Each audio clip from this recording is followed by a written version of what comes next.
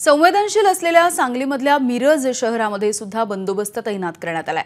राज्य राखीव दलाची तुकडी लक्ष्मी मार्केट चौकामध्ये तैनात करण्यात आली आहे। इथला आढावा घेतलाय आमचे प्रतिनिधी कुलदीप माने यांनी। औरंगजेबाच्या कबरीवरून काल रात्री नागपूरमध्ये हिंसाचार उफाळल्यानंतर संवेदनशील शहरामध्ये पोलीस यंत्रणा अलर्ट करण्यात आले।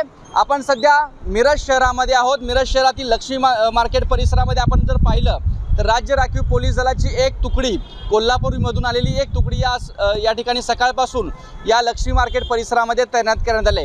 अशा पद्धतीने राज्यातील सर्वच संवेदनशील शहरं जी आहेत त्या शहरामध्ये अशा पद्धतीने अधिकचा पोलीस बंदोबस्त हा तैनात केला गेला आहे। जर मिरज शहरामध्ये सध्या या ठिकाणी कोणत्याही पद्धतीची आंदोलनं या सगळ्या औरंगजेबाच्या कबरीवरून जरी आज नसली तरी एक संवेदनशील शहर म्हणून या ठिकाणी मिरज या ठिकाणी नाव असल्यामुळेच अशा पद्धतीची खबरदारी ही पोलीस दलाकडून घेतली जाते।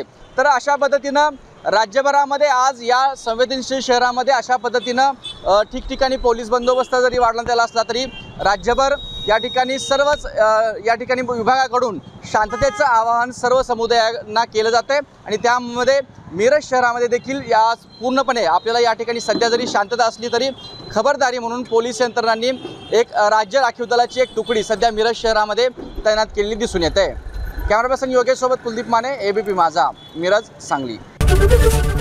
एबीपी माझा, उघडा डोळे बघा नीट।